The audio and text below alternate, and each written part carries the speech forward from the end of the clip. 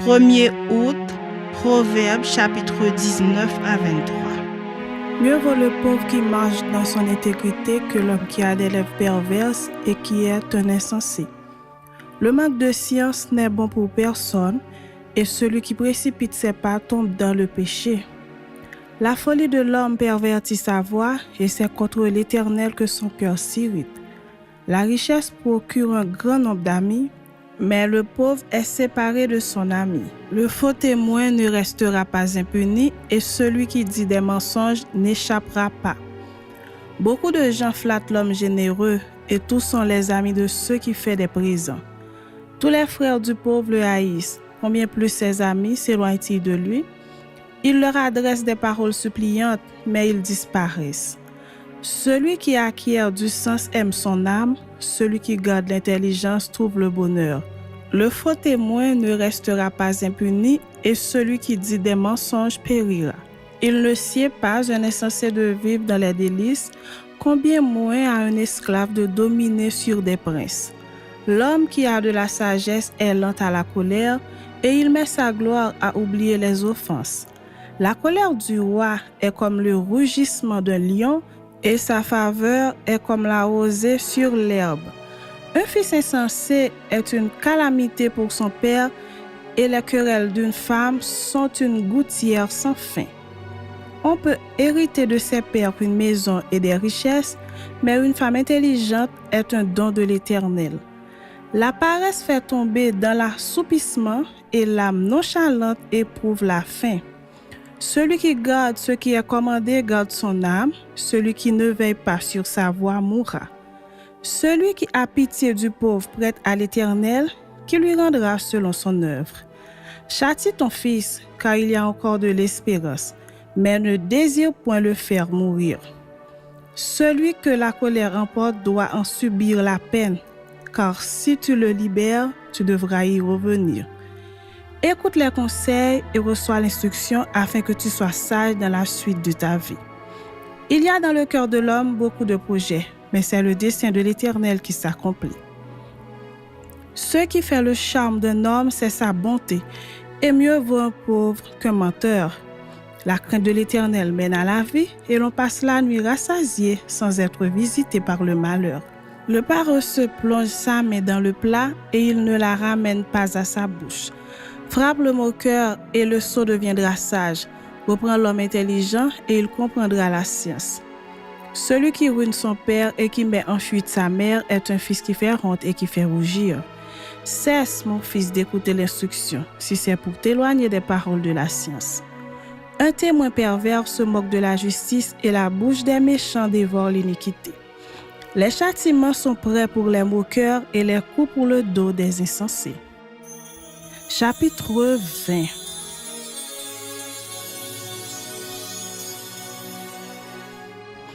Le vin est moqueur, les boissons fortes sont tumultueuses, quiconque en fait excès n'est pas sage. La terreur qu'inspire le roi est comme le rugissement d'un lion, celui qui l'irrite pêche contre lui-même. C'est une gloire pour l'homme de s'abstenir des querelles, mais tout insensé se livre à l'emportement. À cause du froid, le paresseux ne laboure pas. À la moisson, il voudrait récolter, mais il n'y a rien. Les desseins dans le cœur de l'homme sont des eaux profondes, mais l'homme intelligent sait y puiser.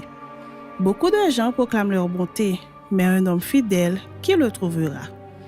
Le juste marche dans son intégrité, heureux ses enfants après lui. Le roi assis sur le trône de la justice dissipe tout mal par son regard. Qui dira?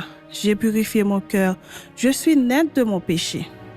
Deux sortes de poids, deux sortes d'effats sont l'un et l'autre en abomination à l'Éternel. L'enfant laisse déjà voir par ses actions si sa conduite sera pure et droite.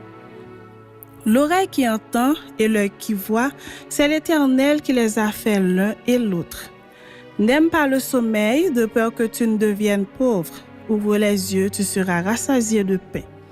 Mauvais, mauvais, dit l'acheteur, et en s'en allant, il se félicite. Il y a de l'or et beaucoup de perles, mais les lèvres savantes sont un objet précieux. Prends son vêtement, car il a cautionné autrui. Exige de lui des gages à cause des étrangers. Le pain du mensonge est doux à l'homme, et plus tard sa bouche est remplie de gravier. Les projets s'affermissent par le conseil, fait la guerre avec prudence. Celui qui répand la calomnie dévoile les secrets. Ne te mêle pas avec celui qui ouvre ses lèvres. Si quelqu'un maudit son père et sa mère, sa lampe s'éteindra au milieu des ténèbres. Un héritage promptement acquis dès l'origine ne sera pas béni quand viendra la fin. Ne dis pas, je rendrai le mal. Espère en l'Éternel et il te délivrera. L'Éternel a en horreur 2 sortes de poids et la balance fausse n'est pas une chose bonne. C'est l'Éternel qui dirige les pas de l'homme, mais l'homme peut-il comprendre sa voie? C'est une piège pour l'homme que de prendre à la légère un engagement sacré et de ne réfléchir qu'après avoir fait un vœu. Un roi sage dissipe les méchants et fait passer sur eux la roue. Le souffle de l'homme est une lampe de l'Éternel. Il pénètre jusqu'au fond des entrailles. La bonté et la fidélité gardent le roi et il soutient son trône par la bonté. La force est la gloire des jeunes gens et les cheveux blancs sont l'ornement des vieillards. Les plaies d'une blessure sont une remède pour le méchant, de même les coups qui pénètrent jusqu'au fond des entrailles. Chapitre 21.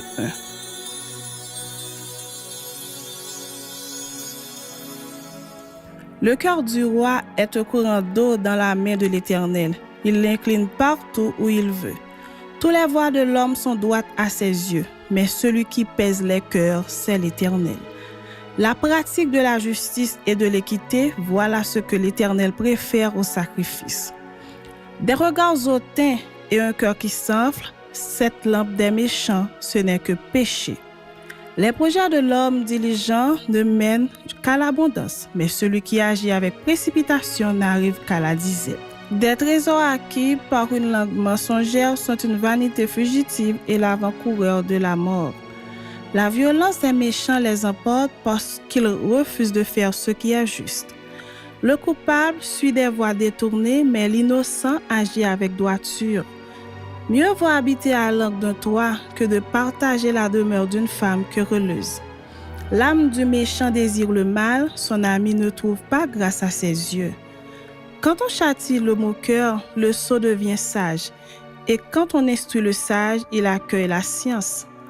Le juste considère la maison du méchant, l'Éternel précipite les méchants dans le malheur.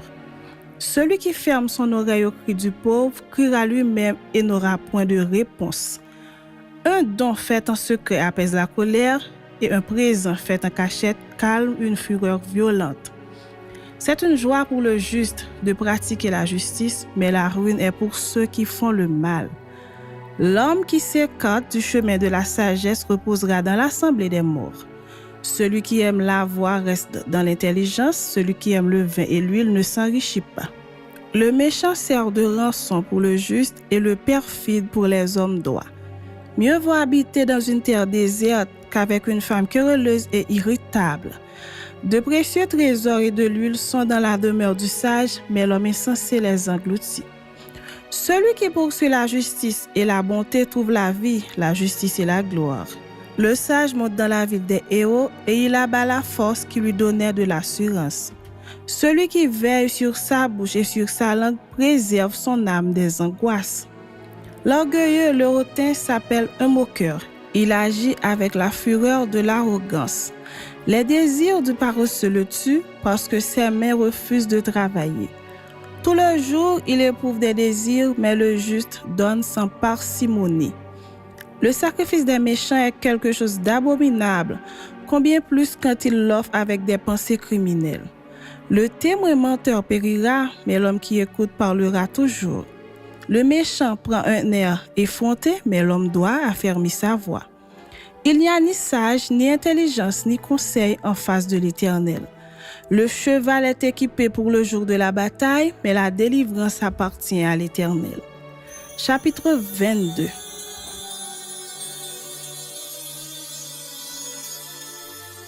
La réputation est préférable à de grandes richesses et la grâce vaut mieux que l'argent et que l'or.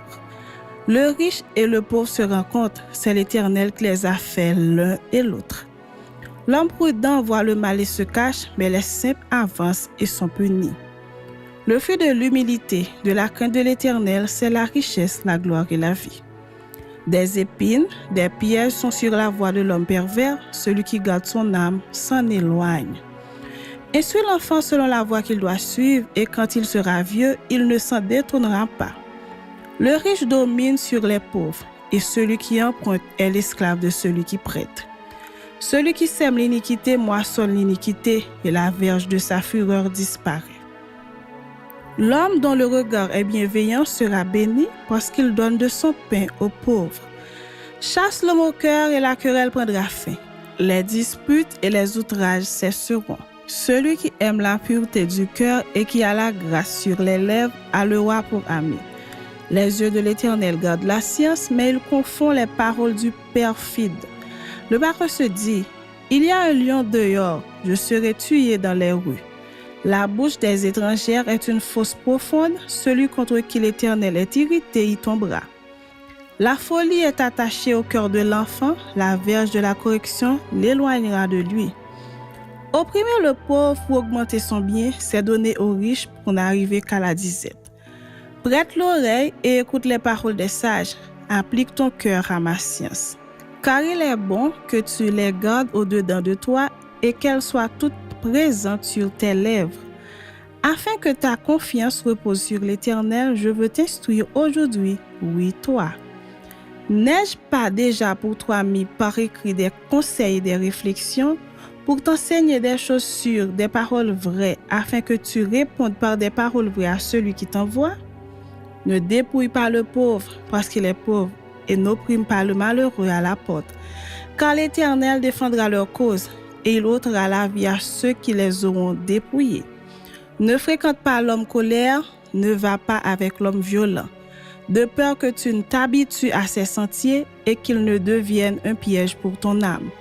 Ne sois pas parmi ceux qui prennent des engagements, parmi ceux qui cautionnent pour des dettes.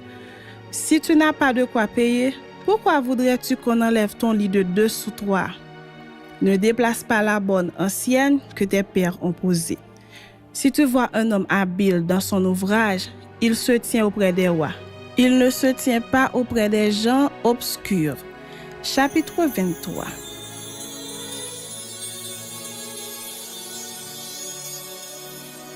Si tu es à table avec un grand, fais attention à ce qui est devant toi. Mets un couteau à ta gorge si tu as trop d'avidité. Ne convoite pas ses friandises, c'est un aliment trompeur. Ne te tourmente pas pour t'enrichir, n'y applique pas ton intelligence. Veux-tu poursuivre du regard ce qui va disparaître? Car la richesse se fait des ailes, et comme l'aigle, elle prend son vol vers les cieux. Ne mange pas le pain de celui dont le regard est malveillant, et ne convoite pas ses friandises. Car il est comme les pensées de son âme. Mange et bois, te dira-t-il, mais son cœur n'est point avec toi. Tu vomiras le morceau que tu as mangé et tu auras perdu tes propos agréables. Ne parle pas aux oreilles de l'insensé, car il méprise la sagesse de tes discours. Ne déplace pas la borne ancienne et n'entre pas dans le champ des orphelins. Car leur vengeur est puissant, il défendra leur cause contre toi. Ouvre ton cœur à l'instruction et tes oreilles aux paroles de la science. N'épargne pas la correction à l'enfant. Si tu le frappes de la verge, il ne mourra point. En le frappant de la verge, tu délivres son âme du séjour des morts.